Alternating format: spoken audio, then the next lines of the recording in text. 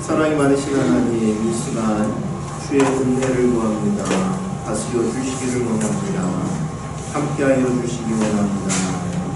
말씀을 듣는 자들, 깨닫는 자들, 듣고 순종하고 따르는 자들 되게 하여 주옵소서. 우리의 마음이 온전히 하나님을 향하게 하시고 주께서 우리의 모든 것들을 이끌어 주시고 주관하여 주옵소서. 감사드려 우리 예수 그리스도의 이름으로 기도드립니다. 오늘부터 우리가 마가복음을 말씀을 나눕니다. 마가복음은 다른 복음서와 다른 시작을 가지고 있습니다. 어디 갔어요? 주원이? 네? 주원이? 안녕하세요. 우리가 여러분들 말씀을 찾으라 라고 얘기하면 맞다 저도 제가 계속 새벽 설교 또는 큐티에 글을 쓰고 여러분들이 당연히 수도 없이 제가 똑같은 부분을 한 주에 어떨 때는 3번도 반복하는 것 같아요. 그래서 여러분들도 당연히 쉽게 따라오겠지 그런데 쉽게 찾지 못해서 오늘부터는 아예 말씀을 그냥 본문을 띄워봤어요. 띄워서 여러분들이 찾는 시간을 조금 줄이려고 합니다. 이렇게 읽어보겠습니다. 1절 하나님의 아들 예수 그리스도의 복음의 시작이라. 어디에서 이렇게 시작해요? 우리 지금 읽은 마가복음에서는 이렇게 시작을 해요. 근데 마태복음에는 어떻게 시작해요? 한번 읽죠? 아브라함과 다윗의 자손 예수 그리스도의 계보라. 계보라는 말이 뭐죠? 족보라는 무슨 족보를 갖고 나왔어요? 아브라함부터 시작하는 족보, 다윗의 족보. 누구를 소개하기 위해서? 예수님. 그럼 예수님을 다윗의 족보로 소개하는 이유는 뭘까요? 예수님이 다윗의 후손으로서 그 왕족 구원하기 위해서 약속하셨던 유다의 후손으로 오셨습니다라를 증명하기 위한 거죠. 우리가 아는 대로 마태복음에는 그렇게 이야기하는데 예수님은 다윗의 후손으로 왔지만 마리아를 통해서 오는데 마리아는 어때요? 마리아는 성령으로 잉태가 되지 요셉을 통해서 임신하지 않습니다. 아무튼 마태복음에는 이 왕족이라는 걸 강조하기 위해서 어떻게 얘기하냐면 아브라함과 다윗의 자손 그 예수입니다. 그래서 장황한 족보가 딱 해서 1장부터 나오기 시작하죠. 누가복음은 어떻게 시작해요? 한번 읽어볼까요? 우리 중에 이루어진 사실에 대하여 처음부터 목격자와 말씀에 인도된 자들이 전하여 준 대로 내력을 저술하게 하여 구슬든 사람들이 많은지라. 그럴 거예요. 이제 잘렸는데 아무튼 무슨 얘기를 하냐면 우리 아는 대로 데오빌로에게 누가가 이 복음서를 기록해서 보냅니다. 누가복음 성경 공부 한 지가 너무 오래됐나요? 청년부들은 지금 하는 걸로 알고 있고 김종화 집사님도 하고 계시죠? 아무튼 누가에서는 이 기록을 왜 쓴다라고 하냐면 지금까지 많은 사람들이 그 사실을 보고 듣고 했는데 나도 당신에게 여기서는 데오빌로라고 얘기하는데 데오빌로는 그냥 높은 사람, 각하 이렇게 칭하지만 사실 누구를 가르치냐면 어떤 사람이냐면 예수님을 본 적은 없는, 그러니까 듣기는 들었어요. 그런데 지금 제자들은 어떤 사람들이에요? 예수님과 함께 동거동락했던 사람들. 그 사람들이 이야기를 쓰는 거예요. 뭘 쓰냐면 예수님은 어떤 분이셨다라는 것을 그들에게 확증하기 위해서 써요. 그럼 이렇게 이제 시작을 하지만 그 뒤에 뭐가 나오냐면 우리가 잘 아는 대로 누가 나와요? 세례 요한의 임신의 이야기, 그 엘리사벳 엄마가 잉태하는 이야기, 그걸 장황하게 설명하죠. 사가랴가 분양하러 들어갔는데 천사가 나타나서 임신하리라. 그런데 뭐라고 해요? 우리는 아내는 아이를 낳을 수 없고 우리는 이미 늙어서 이제 애를 낳을 수 없습니다. 아니 너희들 그렇게 기도했잖아. 구해달 자녀를 위해서. 근데 하나님이 응답해 주시리라 말씀하실 때 아니요, 그럴 수 없습니다. 그래서 어떻게 돼요? 덩어리가 되죠. 덩어리.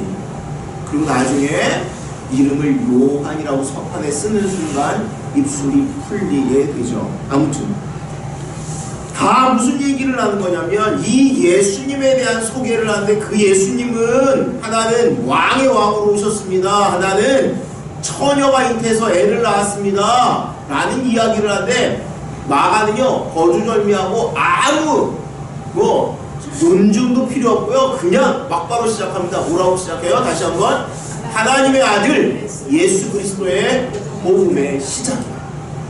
예수님을 누구라고 고백해요? 하나님의 아들이라고 해요. 하나님의 아들. 예수님 하나님의 아들 맞으세요? 아멘. 이 하나님의 아들이라고 하는 것은 예수님이 바로 하나님이시고 하나님의 아들로서 이 땅에 오셨습니다 라고 이야기하는 거예요. 세상 사람들이 그 당시에 인간이 어떻게 하나님의 아들이야? 그런데 마가는 논증도 필요 없이 그냥 막바로 얘기하는 거예요. 그분이 바로 하나님의 아들이요. 복음이라는 말은, 유앙겔리온이라는 단어는 당시 원래는 황제를 칭송하기 위한 단어로 쓰였다고요. 복음 그 자체로는 복된 소리입니다.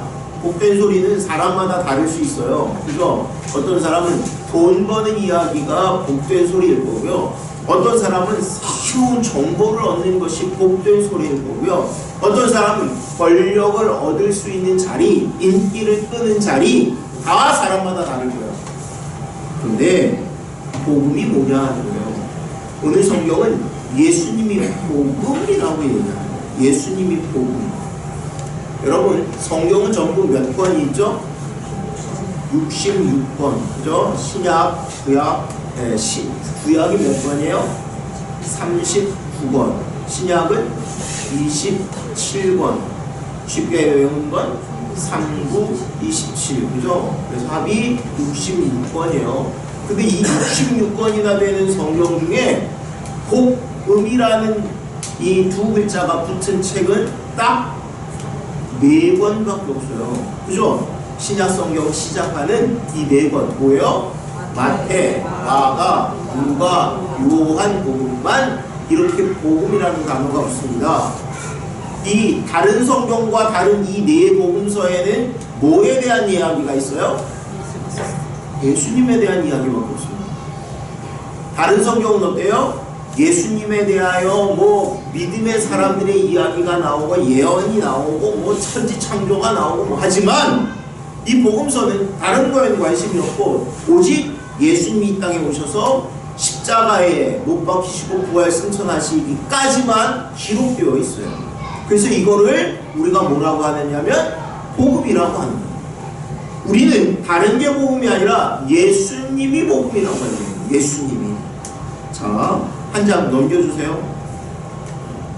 함께 읽겠습니다. 예수를 향하여 섰던 백부장이 그렇게 숨기심을 보고 이르되 이 사람은 진실로 하나님의 아들이었다 하더라. 이건 어디에 나오냐면 마가복음 15장 39절에 나오는데요. 마가복음 15장은 원래 마가복음이 몇 장까지 있죠? 16장까지. 복음서 중에 제일 짧습니다. 분량도 짧고 장도 짧고. 근데 아무튼 16장은 예수님 부활하시고 승천하시는 그 기록이 기록되어 있고요. 15장은 예수님이 십자가에 죽으시는 장면이 있어요.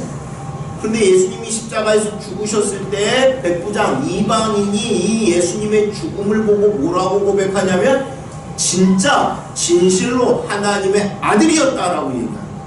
그러니까 마가는 시작도 끝도 뭐라고 얘기하냐면 예수님이 하나님의 아들이라고 얘기합니다. 하나는 자기가 선포하며 시작하고요, 하나는 이방인이 그것도 예수님의 죽음을 보면서 세상 사람들은 끝났다라고 이야기하는데 그때 그 죽음을 보고 이방인이 고백하기를 뭐라면 하나님의 아들, 이 예수님이 바로 하나님의 아들이요 라고 이야기합니다. 여러분들은 예수님을 누구라고 고백해요? 하나님의 아들이라고 고백하시나요? 이게 나의 고백이 되어야 될 줄 믿습니다. 넘겨주세요. 2절의 말씀이에요. 함께 공동합니다. 선지자 이사야의 예언아 내가 내 사자를 내 앞에 보내노니 그가 내 길을 준비하리라. 2절 3절이 다 이사야의 글처럼 이렇게 기록을 합니다. 그런데 실제로는 이사야의 예언 글은 3절에 나오고요. 2절에 지금 나온 거 제가 색을 다르게 구분해놨죠. 이 빨간색 내가 내 사자를 내 앞에 보내노니 라는 말씀은 어디에 있냐면 그 밑에 함께 읽겠습니다. 내가 사자를 내 앞서 보내어 길에서 너를 보호하여 너를 내가 예비한 곳에 이르게 하리니. 어디에 있어요? 출애굽기 23장 20절에 있어요. 근데 왜 출애굽기에 나오는 얘기를 이사야의 글이라고 단정했을까요? 제일 중요한 건 이사야의 몸통의 글을 예언하는데 지금 어떤 면에서 짜집기를 해요. 호주에 그가 내 길을 준비하리라 라는 말씀은 어디에 나오냐면 그 밑에 있는 말라기 3장 1절 함께 읽겠습니다. 만군의 여호와가 이르노라 보라 내가 내 사자를 보내리니 그가 내 앞에서 길을 준비할 것이요 또 너희가 구하는 바 주가 갑자기 그의 성전에 임하시니 곧 너희가 사모하는 바 언약의 사자가 임하리라. 이 말씀에 지금 너희 길을 준비할 것이라는 그 단어와 그 위에 앞서 보낸다라는 말씀이 출애굽기와 말라기의 예언을 합쳐서 지금 기록하고 있어요.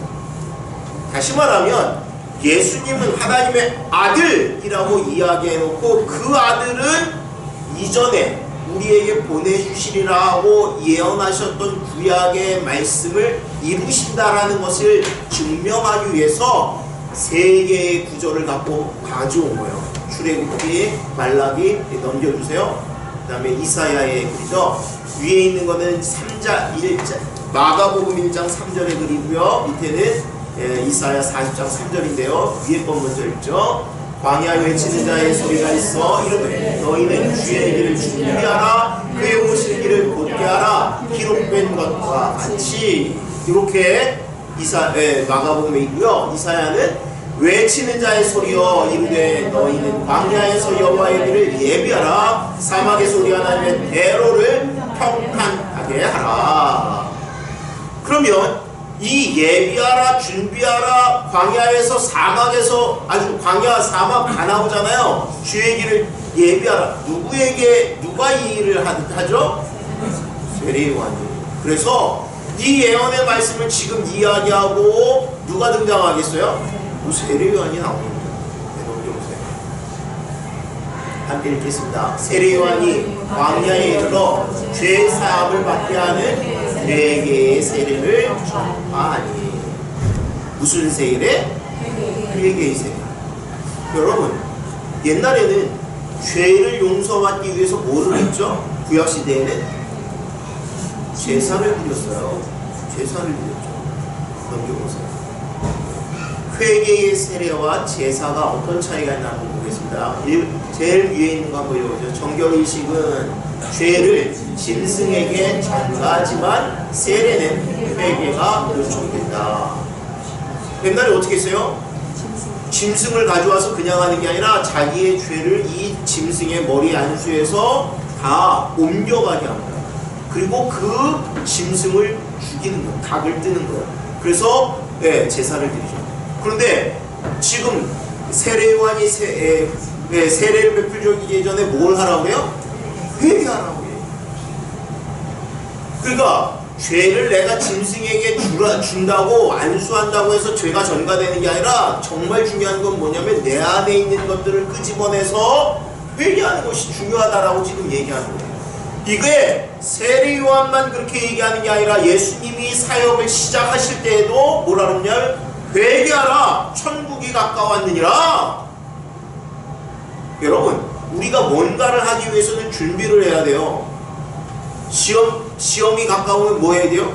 시험 공부해야죠. 그죠? 네, 시험 준비해야 되죠. 그 천국이 가까우면 뭘 준비한다고요? 회개를 해야 돼요. 왜? 죄 있는 사람은 천국에 가지 못해요. 죄가 하나님과 우리 사이를 갈라놓았기 때문에. 지금 이 사람들이 세례를 받으러 왔는데 뭐라고 얘기하냐면 회개하라 라고 얘기하는 거예요. 회개. 이전까지는 죄를 그냥 짐승의 머리에 대고 안수하고 전가하면 끝났어요. 그런데 이제 그렇게 하지 말고 회개하라고 얘기하는 거예요. 또 다른 차이가 뭔지 두 번째 읽겠습니다. 짐승의 피를 뿌림으로 정결해지지만 세례는 물로써 정결해진다.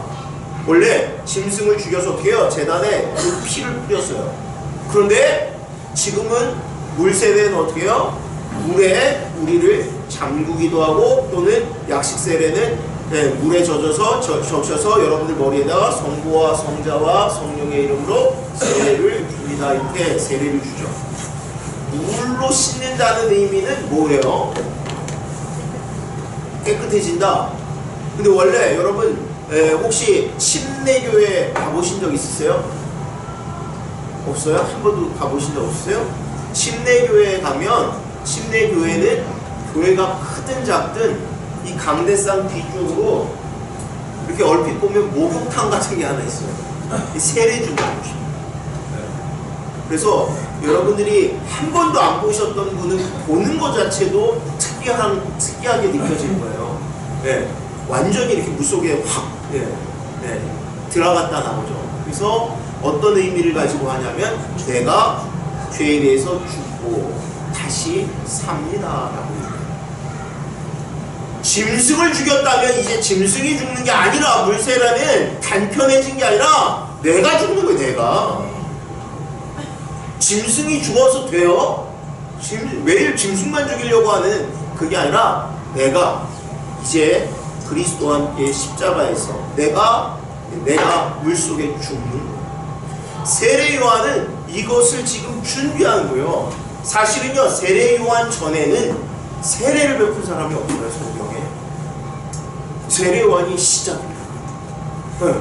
어떻게 알았는지 몰라요. 학적으로는 증명할 길이 없습니다. 많은 사람들이 그래서 유대 정결 예식하고 비교를 하는데 달라요. 전혀 다릅니다. 세례 요한이, 그래서 우리가 이 요한을 세례 요한 이렇게 얘기해요. 아무튼 세례 요한이 지금 마지막 어떤 차이가 있나요? 짐승을 통한 반복적 제사가 필요하다면 세례는 일회적이다. 그죠? 원래 제사가 어떻게 했어요? 해마다. 그죠? 해마다만 그래요. 때마다. 그런데 세례는 어때요? 한 번 하는 겁니다. 한 번. 제가 여러분들 세례에 대해서 여러분들 설교할 때 한번 말씀드린 적 있죠? 2단 중에 제세례파라는 게 있었다. 제세례파가 뭐냐면 여러분들 중에 나이가 들어서 학습 세례를 받으신 분도 있고 어렸을 때 유아 세례를 받은 사람도 있어요. 그런데 이 제세례파라는 거는 어떻게 등장했냐면 자기가 예수 그리스도를 소위 말하면 이제 영접하고, 이전에는 자기가 영접한 줄 몰랐어요. 근데 자기가 믿음으로 자기 의지로 예수 그리스도를 만나고 나서 보니까 어렸을 때 유아 세례를 받았는데 그때도 아무것도 모르고 받았어. 그래서 어떻게 한 거냐면 나 다시 세례 받겠습니다. 근데 이제 정말 그 은혜를 다시금 더직 표현합니다. 이거 해야 될까요? 말아야 될까요? 좋을 것 같아? 안 좋을 것 같았어요? 지금 좋으면 하겠죠. 그죠? 근데 안 하죠? 아까 뭐라고 했어요? 2단이 있었습니다 라고 얘기했죠. 다시 받으면 2단입니다. 그러니까 여러분, 세례는 한 번 그것으로 의미를 가집니다. 세례는 그냥 형식이 아니라 내 의지가 중요한 게 아니라 누구의 이름으로 해요? 성부와 성자와 성령의 삼위일체 하나님의 이름으로 행하는 것이고, 그 안에 인간의 노력, 그러니까 마치 마리아가 처녀임에도 잉태해서 아이를 낳은 것, 그가 어떤 노력을 했어요? 그게 아니라 성령이 역사하셔서 하는 것처럼, 세례는 임의적인 어떤 행동이나 예식, 그냥 그 절차에 끝나는 것이 아니라 하나님이 우리 눈에 보이지 않지만 성령님이 그 위에 함께 하셔서 그 모든 것을 주관하시고 역사하십니다라는 믿음의 고백이에요. 근데 이제 내가 믿었으니까 내가 하겠습니다. 그거는 믿음을, 구원을 어떻게 하려고 하는 거랑 똑같은 거냐면, 내 믿음, 내 행위로 바꾸어 놓으려고 하는 거예요. 믿음은 내 열심으로 얻을 수 있는 게 아닙니다. 은혜입니다. 축복이고 선물이에요. 내게 전적으로 아무 공로가 없습니다. 예수님이 십자가에서 죽으심으로 말미암아 내게 주어진 선물이지 내가 하는 것이 아닙니다. 그래서 이것을 이단이라고 얘기하는 거고, 더 이상 세례는 없습니다라고 얘기하는 거예요. 그러니까 여러분들 중에 혹시 나 유아 세례 받았는데 받았는지 기억도 안 나. 우리 교회에서는 김종아 집사님, 이보라 선생님이 제일 처음 세례 받았던 그런 사람들 중에 한 분들인데, 교회 사진 있으니까 받았던 거 기억 안 나면 사진 드릴 테니까 전혀 의심하지 마시고요. 다 예수님이, 하나님의 성령이 그 위에 함께 하심으로 말미암아 여러분이 구원받습니다. 넘겨주세요. 자, 예수님이 세례를 받으실 때, 우리가 아는 대로는 예수님이 세례 받으실 때 다른 본문에는 예수님이 세례 받으실 때 받아야 되냐 말아야 되냐 이런 이야기들을 합니다. 그죠? 그런데 마가복음은 그런 얘기가 아예 없어요. 그냥 전제로 뭐라 그러냐면, 마치 세례 요한이 사람들에게 이야기하는 것처럼 먼저 이야기하는 겁니다. 이제 지나서죠. 10절부터 곧 물에서 올라오실 새 하늘이 갈라짐과 성령이 비둘기같이 자기에게 내려오시는 보시더니, 하늘로부터 소리가 나기를 너는 내 사랑하는 아들이라 내가 너를 기뻐하노라 하시니라. 성령이 곧 예수를 광야로 몰아내시니라. 자, 예수님이 세례를 받으시는 이유는 하나님의 뜻을 이루시기 위해서, 완성시키기 위해서. 우리가 생각할 때 누가 세례를 누구에게 줘야 되는 게 맞냐면, 예수님이 요한에게 세례를 주셔야 하는 것이 맞습니다. 그런데 예수님이 오히려 요한에게 가서 세례를 받으세요. 요한이 그래서 어떻게 해요? 아니, 나는 신들매를 풀기도 감당할 수 없습니다. 근데 예수님이 이렇게 해서 하나님의 뜻을 이루는 것이 맞다. 여러분, 이 예식은 뭐를 아까 얘기했냐면, 내가 죽는다는 거예요. 예수님이 세례를 받으신 것은 무엇을 전제하는 거냐면, 마치 우리가 글을 읽으면 그런 얘기 하잖아요. 복선이 깔렸다고, 암시를 준다고. 무엇을 암시하는 거냐면, 예수님이 죽으심을 얘기하는 거예요. 예수님이, 우리가 원래는 재물이 죽었습니다, 짐승이 죽었습니다 했는데, 이제는 세례를 받는 게 그냥 간편해진 게 아니라 누가 죽는다고요? 내가 죽는데, 그 죽음의 첫 번째 열매가, 첫 번째 증거가 예수님이 되시는 거예요. 그래서 예수님이 세례를 받으세요. 그런데 세례를 받으시는데, 세례 요한이 먼저 뭐라 그러냐면, 나는 너희에게 물로 세례를 주지만 내 뒤에 오시는 이는 뭘로? 성령으로 세례를 주시리라 라고 얘기를 했는데, 예수님이 세례를 받고 올라오실 때 어때요? 성령이 비둘기처럼 그 위에 임하실 뿐만 아니라 하늘에서 소리가 나서 뭐라 그래요? 이는 내 사랑하는 아들이라 내가 기뻐하는 하노라. 이렇게 하늘에서 음성, 하나님의 인치심이, 인정이 나타납니다.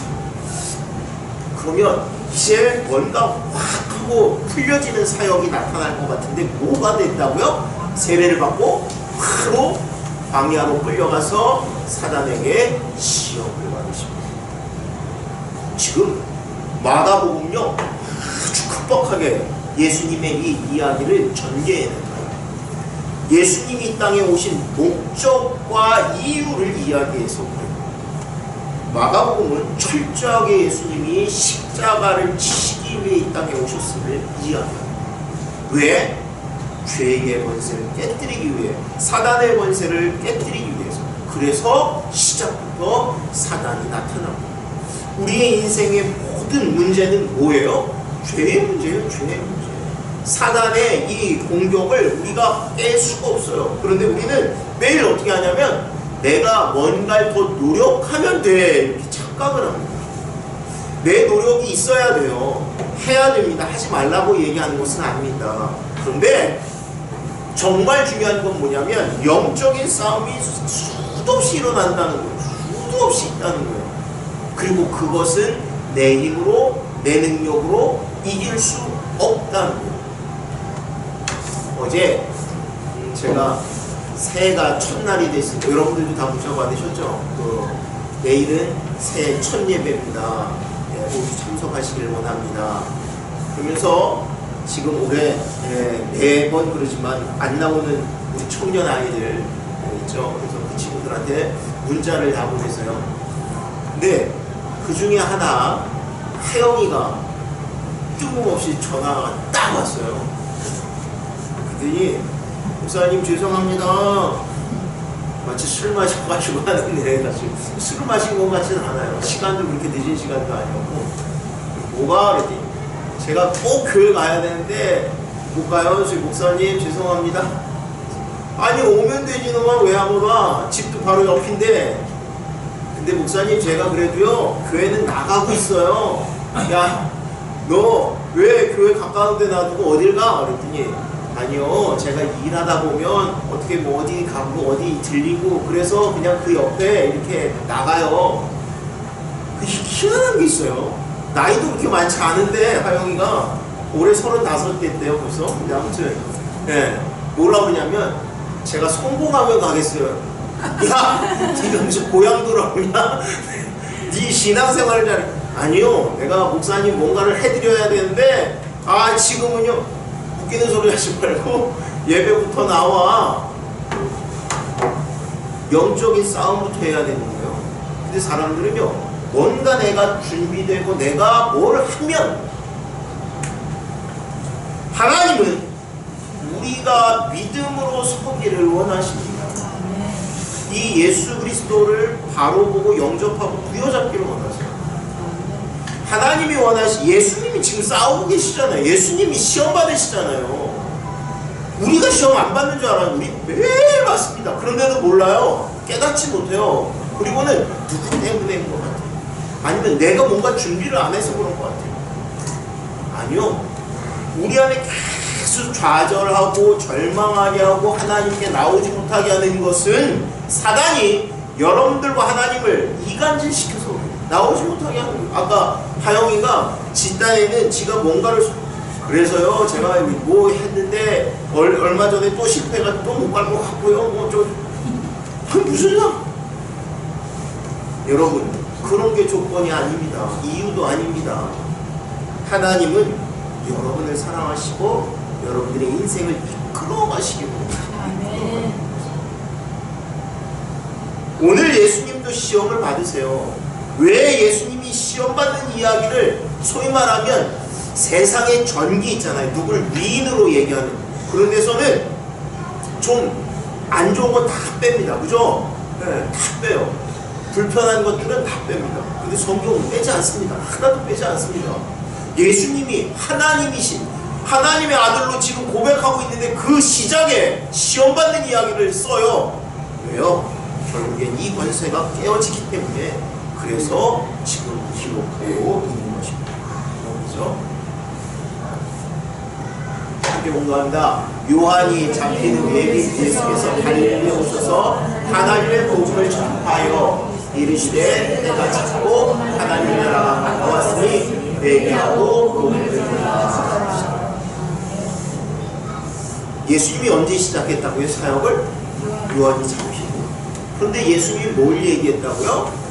회개하고 복음을 전하라. 왜? 때가 찼으니까. 이게 오늘 마가복음 시작의 초기의 시작입니다. 예수님이 원하시는 건 뭐냐면 회개하고 복음을 믿는 거예요. 복음은 뭐라고요? 예수님을 받아들이는. 이 예수님을 받아들이면 인생이 새롭게 되어지고 하나님이 원하신 우리 인생을 지으신 목적이시고 예수님이 다시 오신 이유가 예수님이세요. 이 예수님이 내 인생의 주인이 되시고 고백이 되는 그러한 삶을 사는 저와 여러분들 되시기를 주의 이름으로 축원합니다. 감사합니다. 사랑해